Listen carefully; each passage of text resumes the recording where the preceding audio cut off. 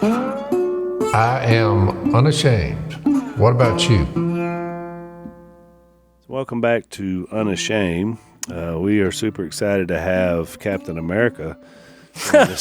You do look like that, Captain America. I said with the first time when Christian and Sadie got married, I was like, and then I found out they were going to have a baby. I was like, well, it's like Wonder Woman and Captain America get married, and of course they're going to have this super baby, which they did, who's awesome. So, welcome back to Unashamed, Christian. Well, I appreciate the intro. I think that's one of the best intros you could have given me. So I appreciate that. And he has a great podcast that is both spiritual and physical. And so Jay said, what you said when he walked in? Well, when he walked in, I said, every time I see you, I feel like I need to work out more. But I will say this. I've never been a workout guy. But when I hit 50, and now I'm past 50, I just had a birthday. And so I'm in my middle 50s. But so my schedule is we're going around the country pretty much every other week. And we work 12-hour days on that show. And contrary to popular belief, I hunt. I am treasure hunting. Like if it's a 3-day shoot, 2 of those days, I will hunt 12 hours, digging holes, sweating, walking miles. And what I realized is before 50, I wouldn't have had a problem with that. You wake up next morning and say, let's go. But when you get over 50, you wake up the next morning, you can't move. So I started somebody said, well, you need to do a little workout regime. And so I started the 2 days before I leave and go do a shoot, I'll put 1 hour in. And I didn't read it out of a book. I just came up with multiple stretching. I'm not pumping iron. And there's a bike that I got Missy for Christmas that she never rode because she said it was too hard. Because I asked my friend Barrett what to get her. That was back when she went in. She had about a 3-month workout craze that died right there. So I got her a bike. She never used it. So now I use it. And so she reminds me commonly, she's like, you basically got yourself your own Christmas present to work out on. So I ride the bike 20 minutes, but I only do this 2 days every other week before I go. Because then when I notice that when I go dig, I have more stamina. Yeah. So I do a few push-ups, sit-ups, I got the little band, do some of that stuff. Well, I would argue that you probably burn more calories digging holes for 12 hours than I do just working out for an hour at the gym. So I'm really good, is what you're saying. Yeah, you're working out harder than I am, probably. Oh, well, I'm good, huh? Well, no wonder I'm in. You got to be burning some calories, though, Christian, because I was down there last week, and I was going to leave early. Eat. I'm going to tell you that right now. I was going to say, yeah, I stayed for Willie's Hamburgers after our Facebook Live that we did, and Willie said, yeah, I'm doing hamburgers. I said, well, I might stick around for a little bit. And how many did you eat? I thought I counted 4. 5? Was it 5? Yeah, it was 5. And like, so if you can eat this much because you work out and you burn the calories, that's the deal. Because if I eat 5 burgers, I'd throw it up. Yeah. You know what I mean? Yeah. Well, I think too, I'd probably be overweight if I ate 5 burgers and didn't do any kind of physical exercise. But I am still young, so to what advantage that plays me, I'm not really sure yet. From a metabolism standpoint, Have you ever tried to just run through a wall? Just to see if you could do it. No, I haven't. Okay. I haven't. But I have thought about, like, if my home got invaded and the girls were inside, like, could I? I think I could. I've thought about that thought. I think that's a noble quality. I appreciate it. Yeah. If anybody could attempt it, it'd be Christian. Well, I was having this thought: if you on your show digging holes, if we could get you in just tip top shape. Yeah. Do you think you would have more ratings if you were, shirtless looking for for things? I'm sure my ratings would go down with my wife. Yeah, I'm not doing it on how I look. I literally couldn't get out of bed. You want to feel better. Well, I just thought if I'm going to do that, I didn't ask for this many episodes this quickly, but I literally physically could not get out of the bed the next day because they're like, hey, let's go 12 hours here. I said, I'm going to have to, I got to change something because I'm looking a rest day. And look at who the 2 guys I'm with, Jeff. Now he's since all of a sudden, Yeah, he he kinda started getting in shape. He's lost 30 pounds. And you're like, why is he doing that? Because he's with me 12 hours a day. Because every time I looked around at Jep to feel better about myself, I would see him sitting on a stump looking very pale. And we had 3 different shoots where Jep had to leave because he was sick. And he was like, I don't know what's wrong with me. And I was like, oh, I know. You're grossly overweight and you're trying to dig holes for 12 hours in 90-degree weather. It's called being out of shape. And he's got stomach issues anyway. Exactly. So now he's getting in shape. So that's what's happening. We're not doing it for, any kind of image thing. I think that ship has sailed. But it's more just to function in this work schedule. So maybe you can give me a few tips after the podcast on exercises. Because look, when I started, I could only do 30 push-ups, but now I notice I can do 40. So in just 40 straight. I can drop down right now and do 40 push-ups. That's really impressive, actually. That's pretty Really? good. That's good. Yeah, 40. That's awesome. Well, I'm feeling a lot is, better I'm about that. That's really awesome. It's this whole podcast is just about making you feel better about yourself. Well, I didn't know because look, I've always made fun of people who work out. No offense, Christian. And take And because I'm like, what are you working out for? I mean, I'll call you if I need some wood split or I don't know. I kind of came from old school. And that's why I said I could only embrace it because I saw a need. I was like, I'm in my 50s. I'm having trouble keeping up here because I like to be the first person at work and the last person to leave. But by day 3, I'm crawling to the truck to get in because it's too physically demanding. So, but I started this little regime, few push-ups, sit-up, lots of stretching, back popping. Yeah. Yeah. Well, that's actually why I started a lot of the reason I started the podcast. Well, one, I was just joking about you getting in super good shape and having your shirt off in your show. Because that's kind of what I'm trying to deviate from, even with my podcast. 'Cause I think so much of fitness is so much aesthetically, and I think it just, to me, it just breeds just idolizing, how you look in yourself, which I think is super dangerous. But for me, just like, obviously the woods is such a great place to be to where you feel, it's like a sense of a quiet time. If you go out and you're in the duck blind or you're chopping down trees or whatever, for me, I found the gym, one, it's been a cool tool of evangelism, just getting to talk to people in the gym. I got to baptize a guy who spotted me on bench press last year, which was cool.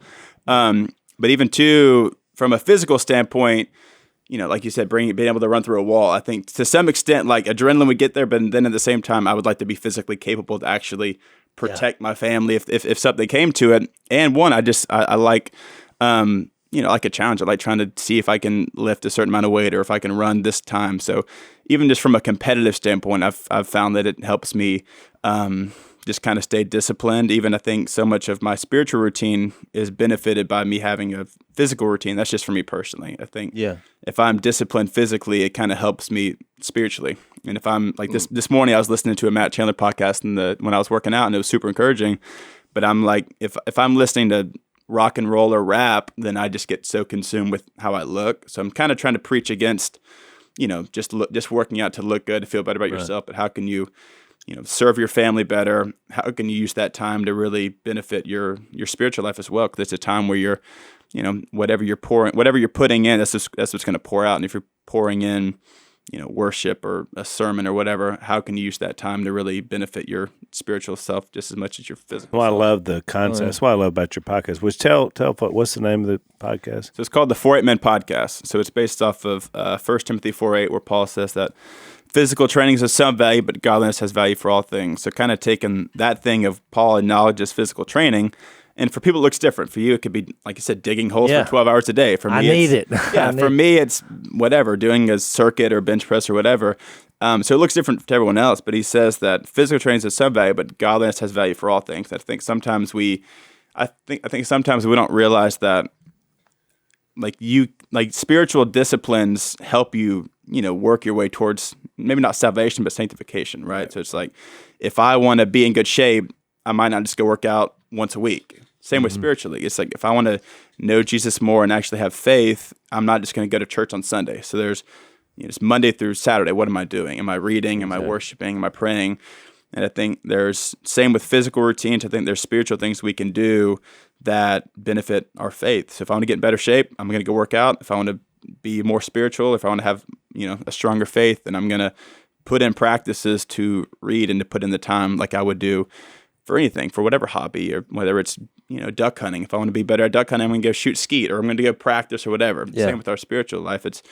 If I want to know Jesus more, I'm going to be disciplined in putting these things into action throughout the week and not just consuming something. No, I've had that same thought many times because I thought I need to work out spiritually and, daily reading and prayer and quiet time. And I'm way better at that than I am physical, but that's why I said the age had that. But all those things make sense. We found really common ground in that because I'm really competitive too. And I'm not going to lie, I have thought many times, because when we go dig these holes and are looking for treasure, we're at real remote places. And the last place we went, they said, look, there's a lot of bear around. Just heads up, Well, I look over at Jep and Murray, and I'm like, You're good. I'm good because if Those two are I don't snacks. think we can outrun them. if the bear comes up, I mean, phew, old Jace is gone. So I love, Christian, that Kind of you a said, morbid thought. I like it, that every place is a potential place of worship and spiritual growth, whether it's the gym or any place. I love that. And it's also a mission field. I mean, any place you enjoy, whether you're into hunting, whether you're into working out, whatever. And so I think it's especially good for young men because that's something that is a much more part of their routine, not just young men, but I think what you're speaking to in that is important. So I appreciate your thanks. message. And as a young dad too. So since we had you on the podcast last, you have another child. How's that going? Everything's exciting. You got Yep, it's been awesome. you got a toddler now and a newborn. Are y'all Yep. keeping the H theme? You got honey. I don't know. That's a good Haven? idea. Well, so it's weird. I think with Honey, it was just kind of like a thing that kind of progressed throughout Sadie's pregnancy. Then Haven, she just felt like God told her that on a plane one day. So I don't really.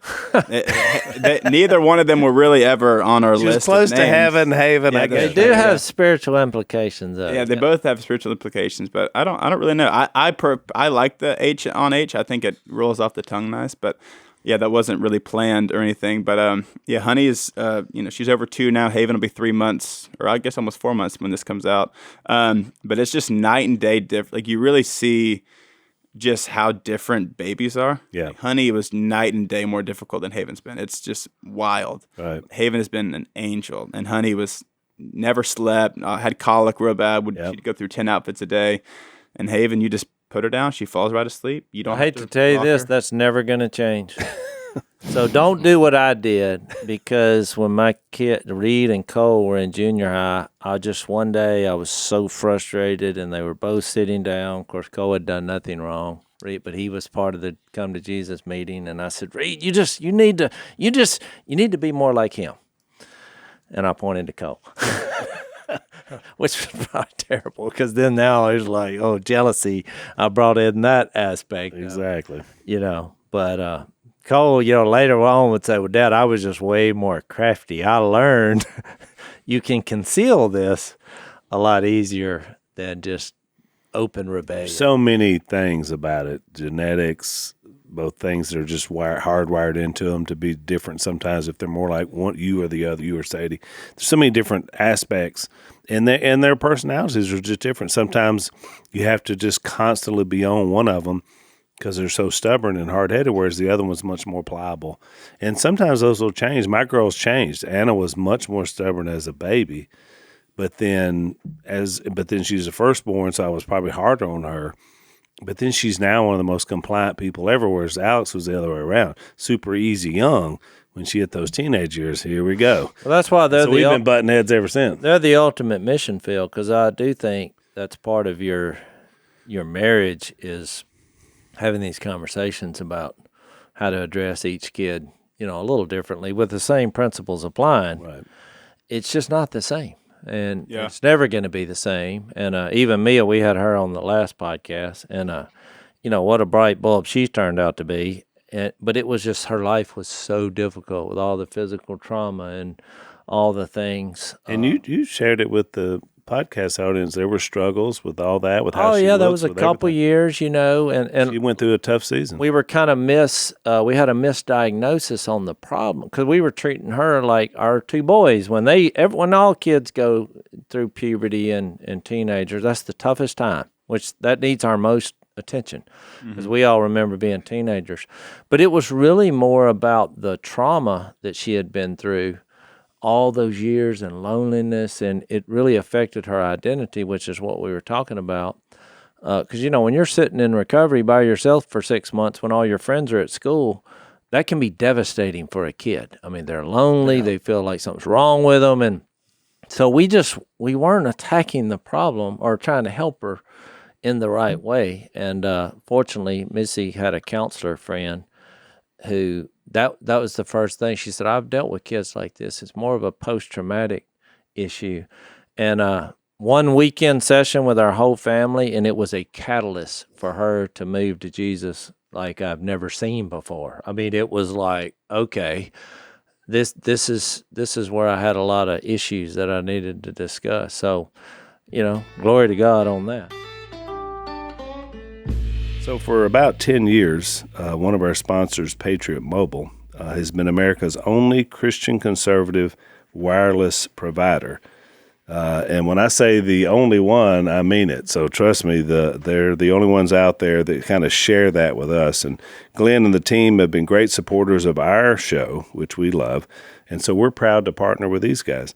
Patriot Mobile offers dependable nationwide coverage. It gives you the ability to access all three major networks.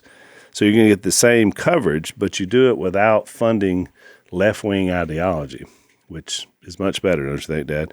So when you switch to Patriot Mobile, you're sending the message that you support free speech, religious freedom, sanctity of life, Second Amendment. They're also big supporters of our military, veterans, and first responder heroes, which we love that.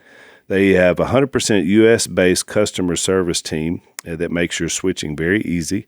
You get to keep your number, keep your phone, or you can upgrade, and their team's going to find the best plan for your needs. Go to patriotmobile.com/Phil, or you can call them at 878-PATRIOT. You get free activation when you use the offer code PHIL. So join us today. Make the switch. patriotmobile.com/Phil. That's patriotmobile.com/Phil, or you can call them at 878-PATRIOT.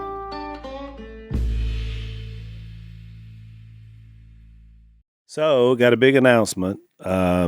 It's the 15th is today. So on the 18th, next Monday, there's going to be a new podcast. It's kind of a limited run podcast.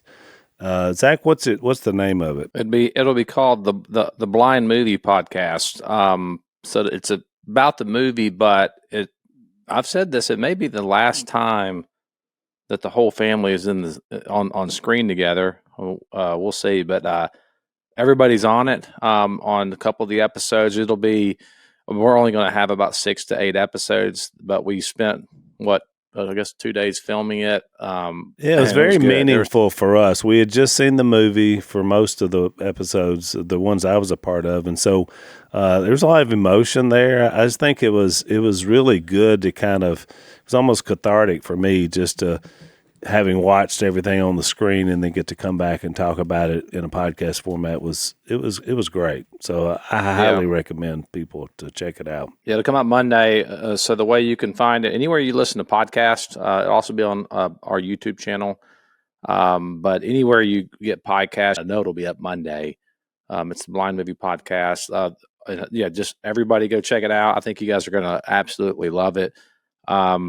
We filmed it at Duck Commander in this incredible scenery there, but it's going to be really beautiful. So yeah, check it out. It drops Monday. We're probably going to just do 6 to 8 episodes, but someone said, what is it going to be a spoiler for the movie?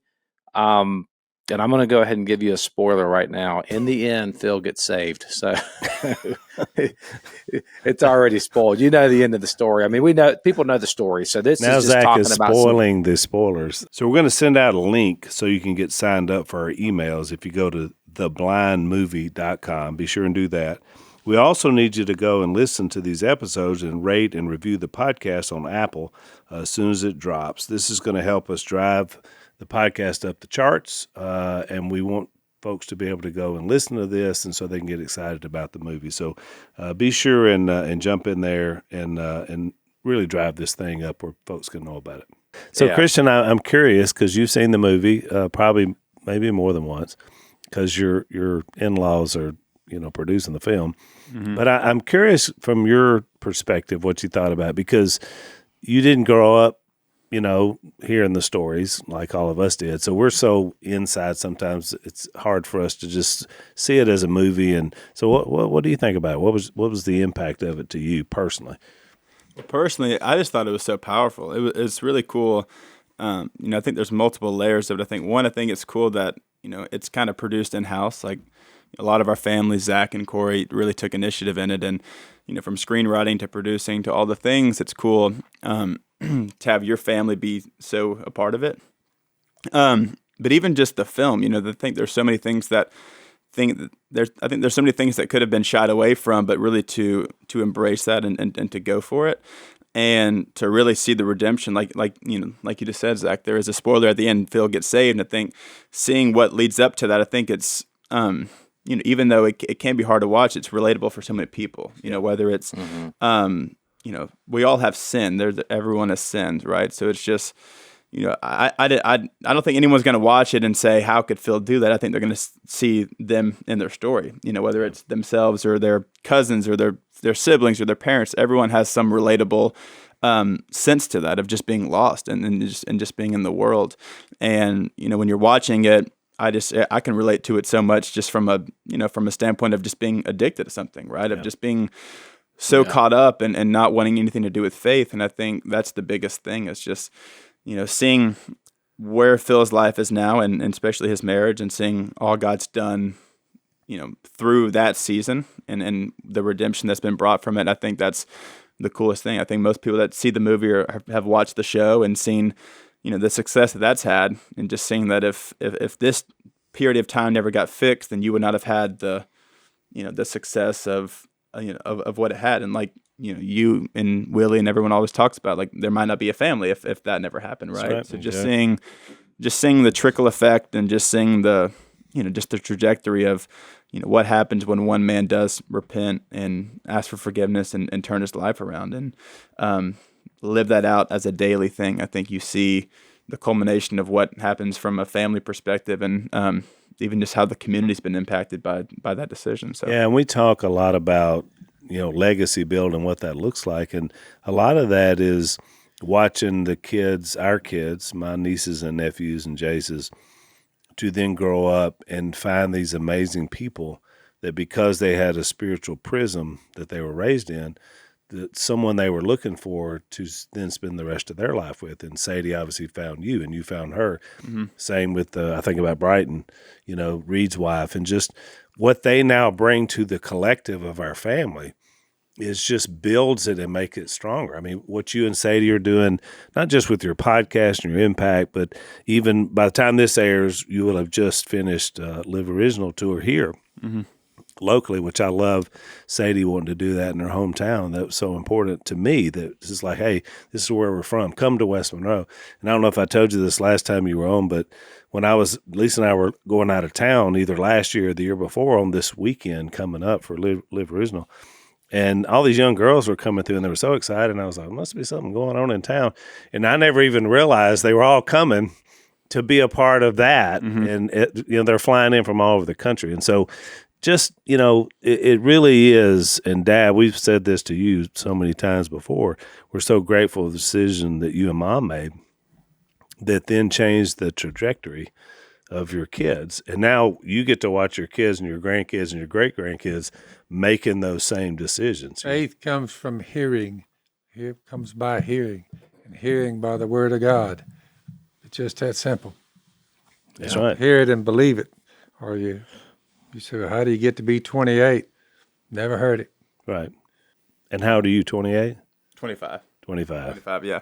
But even too, I'm a huge, I love movies and even just the cinematography of them. And the movie is really well made. It's not like, you don't watch it and you don't think it's, it was a lower budgeted movie or whatever. Like it's super legit. Like from a cinema perspective, it's really well made. And, the scenes that that were shot in it are super, beautiful from a wood standpoint and everything. It's actually really well made. So even just from aside the story, just watching it from a cinema perspective, it's super cool. And I love that you said that. Mia, similar. I felt the same way because you grew up on movies, but good movies. I mean, well shot, great cinematography.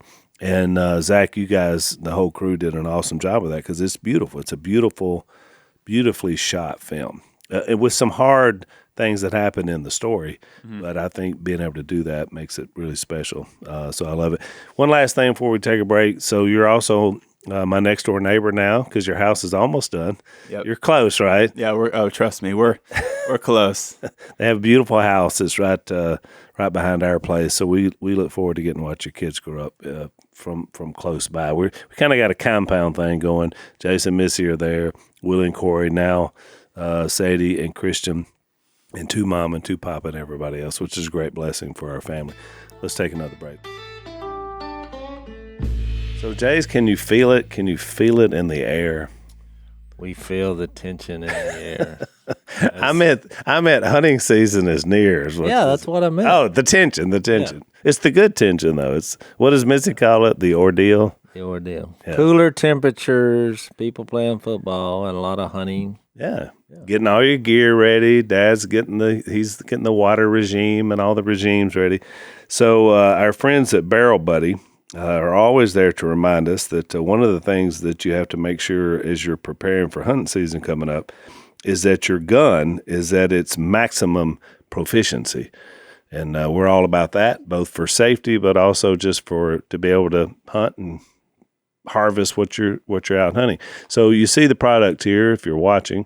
They make these white polymers to clean everything out of your barrel, and they cover every pistol, every rifle, every shotgun, and so they're going to have a great product for you to be able to do that.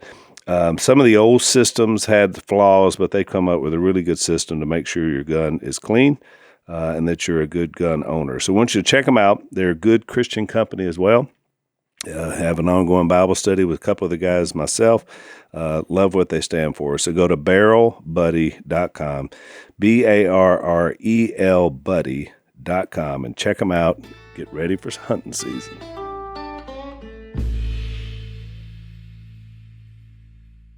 All right, so we're going to talk Bible today. That's why one more thing.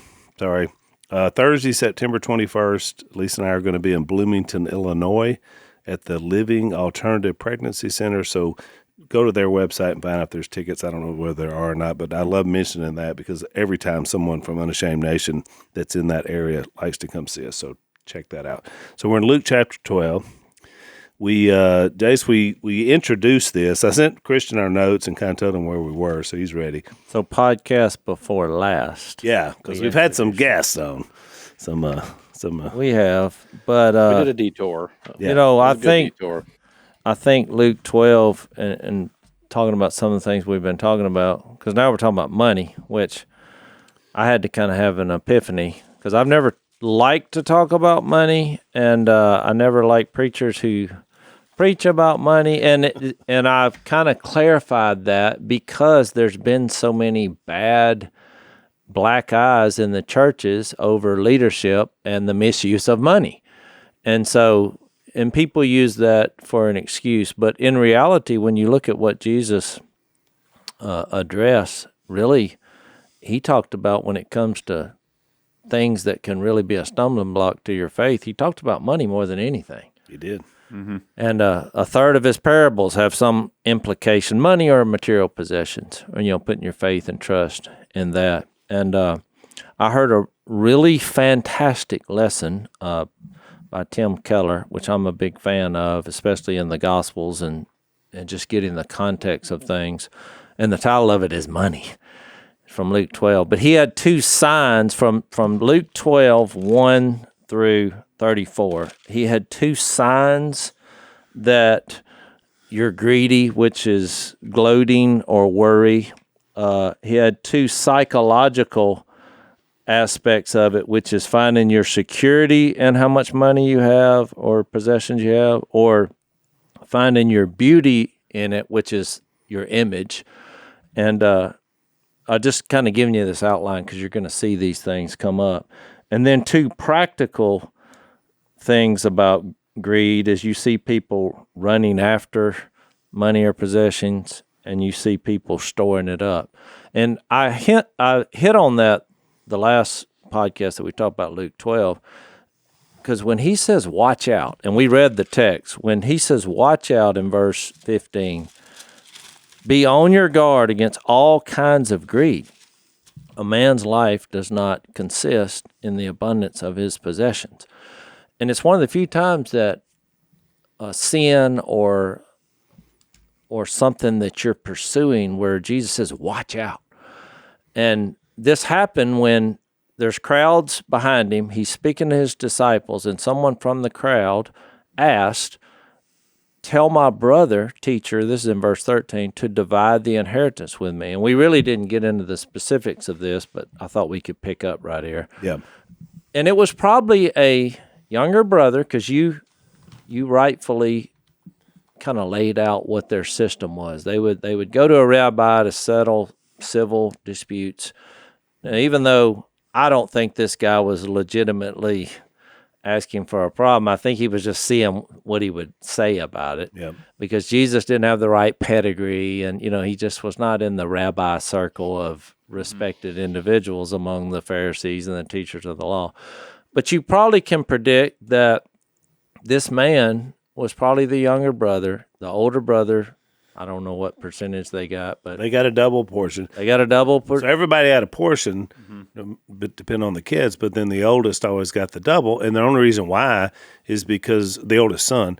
The reason why was because the oldest son then took the responsibility as a patriarch to make sure everybody was taken care of. Yeah. So that was the idea. If you had a sister that wasn't married, she or a widow, all that kind of stuff. So there were a lot of practical reasons. The Behor. Yeah. So exactly. Jesus, in his normal way, completely flips it on his head. I mean, he addressed it and said, man, who appointed me a judge? And he wasn't saying we don't settle disagreements, but he was basically saying that's not what I'm here for, is to divide possessions among people.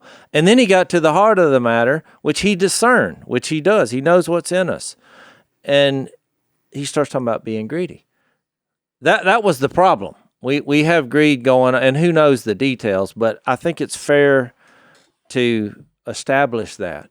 And so then he says this, watch out. And I made a huge point about that because most people don't view themselves as having a problem with greed because we always compare ourselves to other people, or we justify it. And even Keller made a joke in his sermon. People who are having adultery, they know they're having adultery. Jesus doesn't say, watch out. Everybody knows that. The reason he's saying this because greed comes in various forms, and that's why I said the psychological aspect. People will have huge savings accounts not because they're trying to, leave it to their kids or whatever, but there's a temptation of greed that they feel safe in life because they have a huge bank account. And then on the flip side of that, people have spending problems, spending way out of their means because they want people to look at them and what they have and say, oh, you've made it. And so that's the various forms of greed that we do with our possessions. That's why we have to watch out. I think that Malachi comes up. He says, you ask, how are we to return? Will a man rob God? Yet you rob me. But you ask, how do we rob you? In tithes and offerings. You are under a curse, the whole nation of you, because you are robbing me. If you want to know about how he views, his blessings, because you're robbing me. Bring the whole tithe into the storehouse, that there may be food in my house. Test me in this, says the Lord Almighty, and see if I will not throw open the floodgates. He said the way out is to be very generous. I will throw open the floodgates of heaven and pour out so much blessing that you will not have room enough for it. So he allows you to gain a lot. I'll prevent pests from devouring your crops. the vines in your fields will not cast their fruit, says the Lord Almighty. Then all the nations will call you blessed, for you will be a delightful land, says the Lord Almighty. You've said some harsh things against me, says the Lord. Yet you ask, what have we said against you? You have little, it is futile to serve God. What we did, what we gained by carrying out his requirements and going about the mourners before the Lord Almighty. But he just saying certainly the evildoers prosper, or even those who challenge God escape. So somewhere in all of that is that's a difference between robbing God and being stingy. It's Well, even in the last verse, Phil, he says in 21, he says, "This is how it will be with anyone who stores up things for himself, but is not rich towards God." Mm-hmm. Which it's a thought I'd never considered. How do you define being rich toward God? Yeah, that's right. That's Just think about that. That's what he's nibbling on. That means godly thing. Everything's God, and you're just being radical in how you're using your possessions and money instead of what he was doing in the parable, which was a form of gloating when he said in verse 19, "I'll say to myself, you have plenty of good things laid up for many years." Well, that sounds like gloating to me. Right. Take life easy. Eat, drink, and be mercy. That would be the opposite of being rich towards God. Well, and let's take another break. So, Zach, you and I found out the hard way that you can have a fatty liver, and it's not necessarily a good thing, right? You had some high liver enzyme numbers. We haven't. I think I was just sick. I don't know about you, Al. I was sick, and you may have found Well, out I've said this before. I think my fatty liver had to do with my fatty everything else, because I don't remember the numbers being up until I gained a little bit of weight. But one thing is that's very serious about this is that when you have a fatty liver as an adult, you're 3.5 times more likely to have heart failure, according to the American Heart Association. So 100 million Americans have fatty liver, which is not good. Your liver takes care of everything: cholesterol, obviously alcohol, toxins, Tylenol, cigarettes. All those things will affect it, usually in a negative way. Makes it sluggish, makes it hard to lose weight. You actually gain weight, you lose energy. So we have help that I have partaken in, and it has helped me. My liver enzyme numbers are back in good shape after I took Liver Health Formula. It's an all-natural supplement, contains 12 clinically proven botanicals that help recharge and protect your liver. It's manufactured right here in the USA, which we like. It's approved by American doctors. So if you're looking to ignite your fat-burning metabolism, boost your energy, and transform how you look and feel, try Liver Health Formula. You're going to receive a free bottle of blood sugar formula as well to help you reduce the sugar cravings. So check them out. Try Liver Health Formula by going to getliverhelp.com/unashamed and get your free bonus gift. That's getliverhelp, HELP.com/unashamed.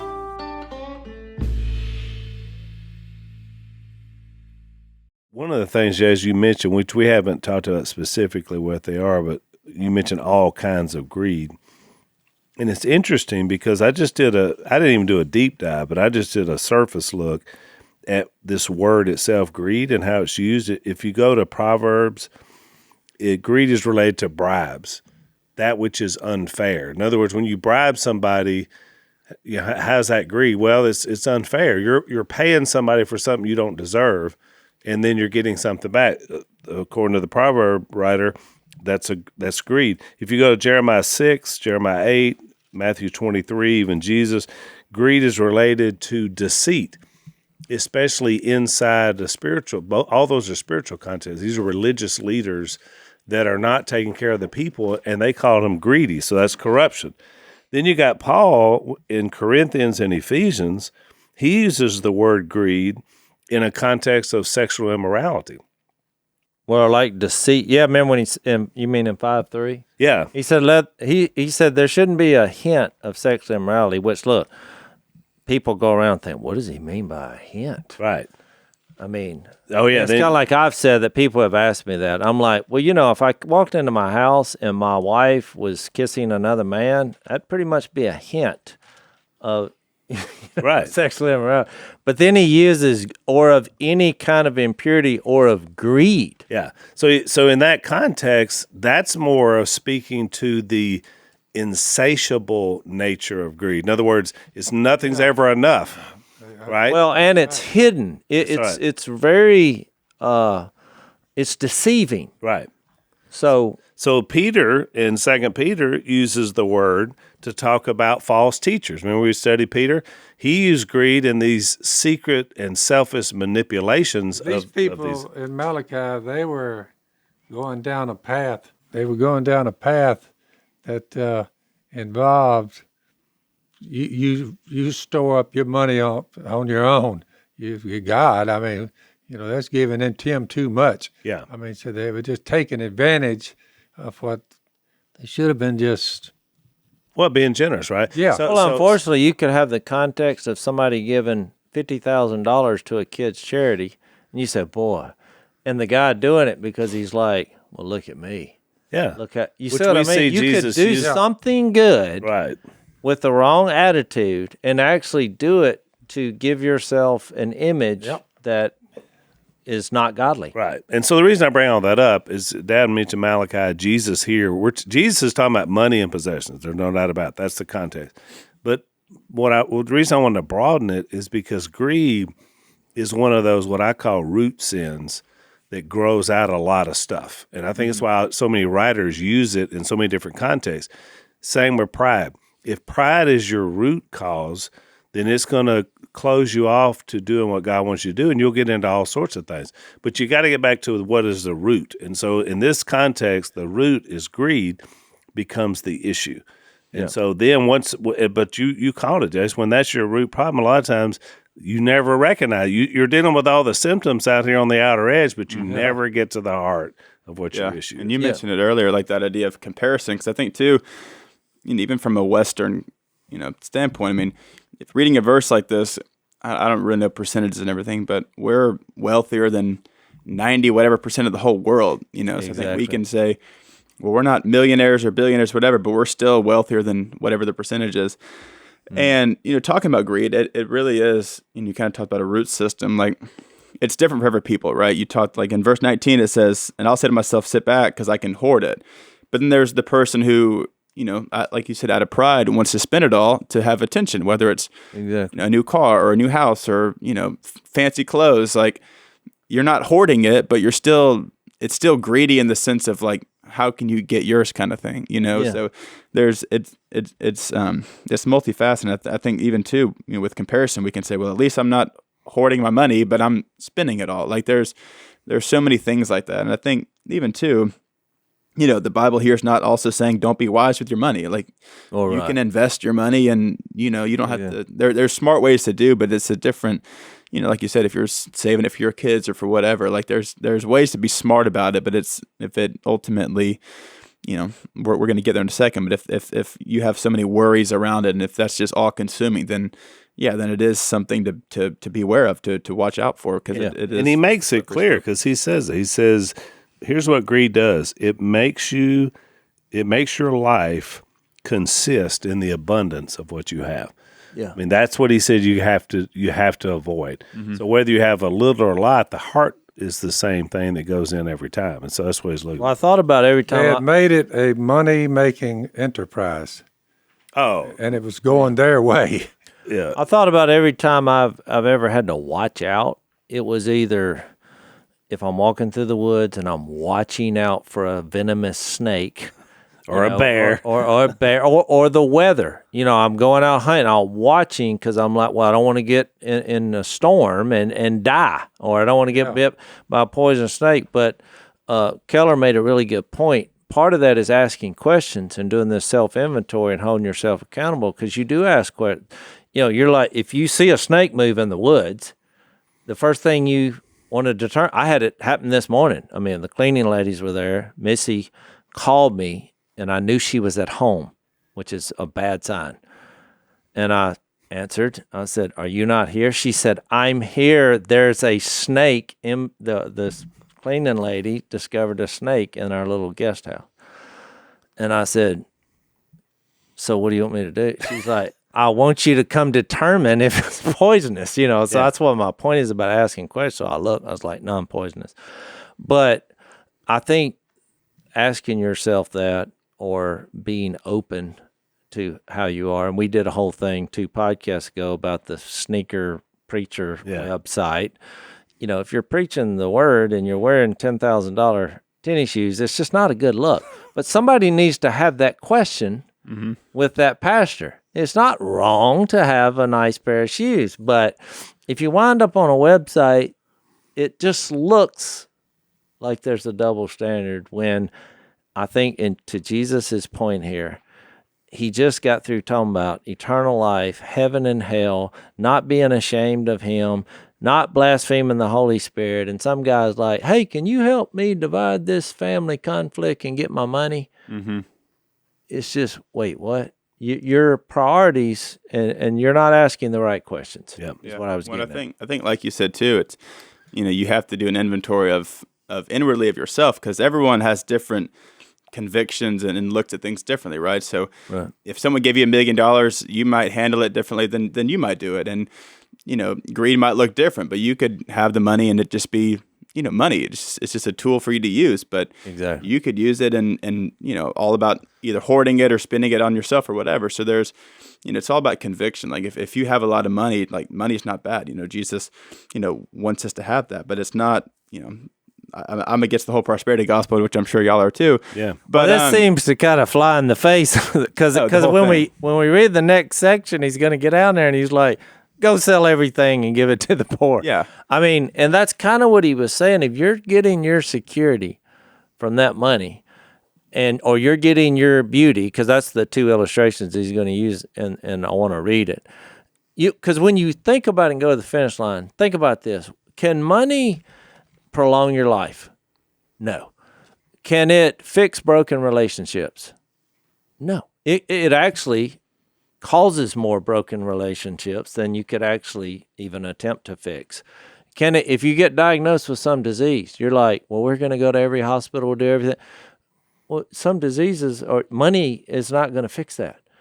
So all the great tragedies of life, if you really are fair and honest, it's not going to fix those things. So if you were putting your security in having it, you see where you've gotten off here. And I think that's really his point when he says, your very life could be demanded you this very night. Right. He just said, don't worry about the person who can kill the body, but kill the soul for eternity. So there's something that's not measuring up when you're looking at how much your bank account, saying, "Oh boy, I've made it." Which at the heart, let's take our last break.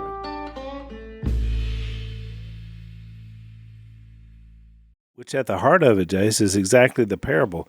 It's not that the guy Jesus says it's a problem because he had a good crop. It's not a problem because he needed more places to store the crop. Mm-hmm. In fact, he has another parable where he says, if you just take what you have and put it in the ground, you're not doing what I want you to do. I want you to grow that. So he's not getting him for that. He's getting him for when he said, here's what I'm going to do.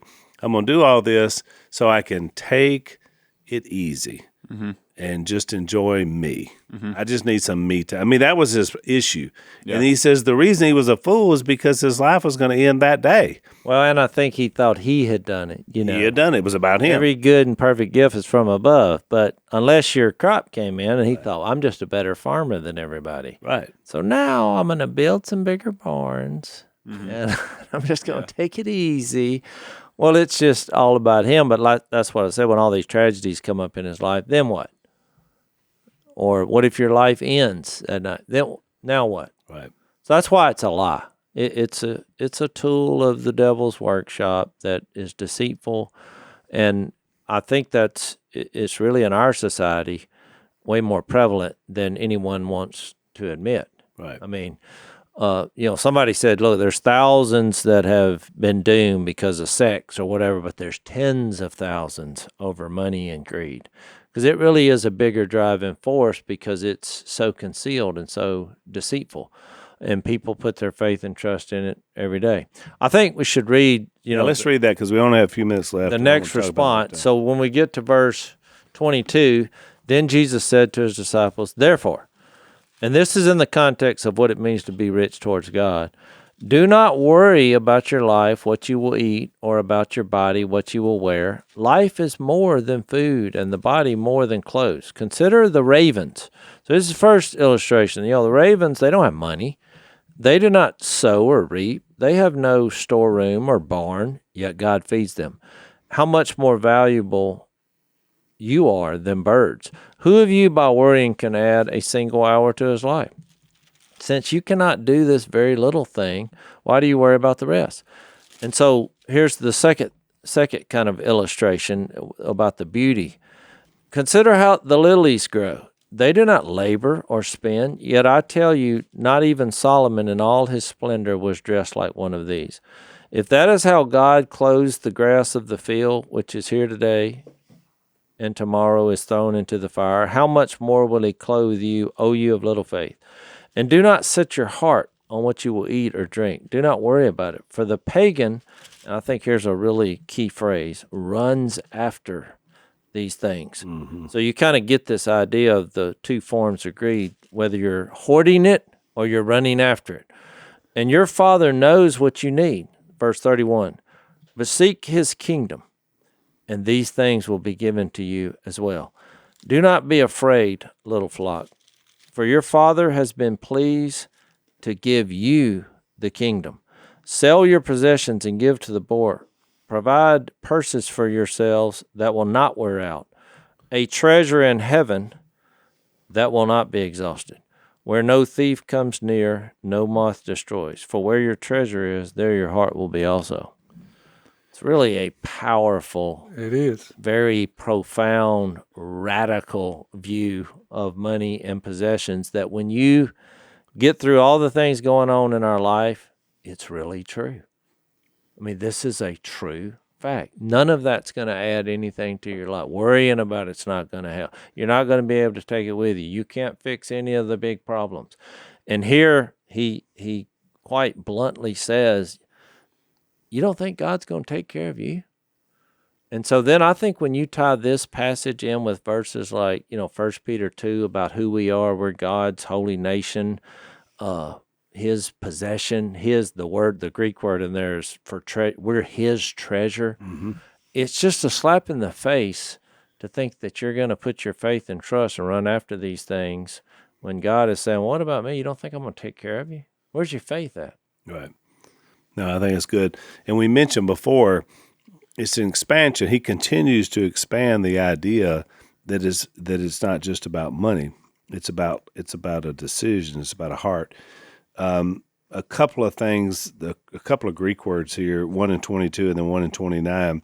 It's interesting because the words worry, there's two different words here. The first one means distracted, and that's the more common one. Remember we studied in Luke 10 when Martha was worried about, he said, Martha, you're worried about too much stuff. And so that's kind of the distraction of worry. But that's interesting in 29, it's the only place in the New Testament, that word in verse 29 that says, do not worry about it. This is a different Greek word. And the word here, it's the only time it's used. It means to be up in the air or suspended in space. That's what this word worry means. I don't even know how we would use it in English, but it's almost like someone compared to that I was studying this, a scholar, that it's almost like he's saying worry to the point of being spaced out. Like, in other words, to the point where it's so heavy on you that that's all you can, look to and look at. And you don't want to be somewhere out in space. You got to be back into the moment. So it is interesting that in both of these definitions, he gives us the idea that when we worry, we move away from trust in God and what he's given us then to use and to have. And so you're right. He uses a lot of different illustrations. Well, I've heard so many illustrations about it, which are good. There was a book that I read about, on this parable, and it was like, the problem was the owner of the barns and all, he thought he was an owner, and Jesus was showing him that he's just a tenant. Yeah. And he thought he was in control. And actually, he can't control anything. But in our end of it, look, this is great philosophically and spiritually. It's very hard to live this practically. Yeah. Because let's face it, money is convenient. You can do more. I mean, Phil's always funny line. He's like, boy, I noticed the menu changed when we got a little money. That's the first thing that changed. Somebody said, what's the biggest change when y'all got rich? I said, the menu.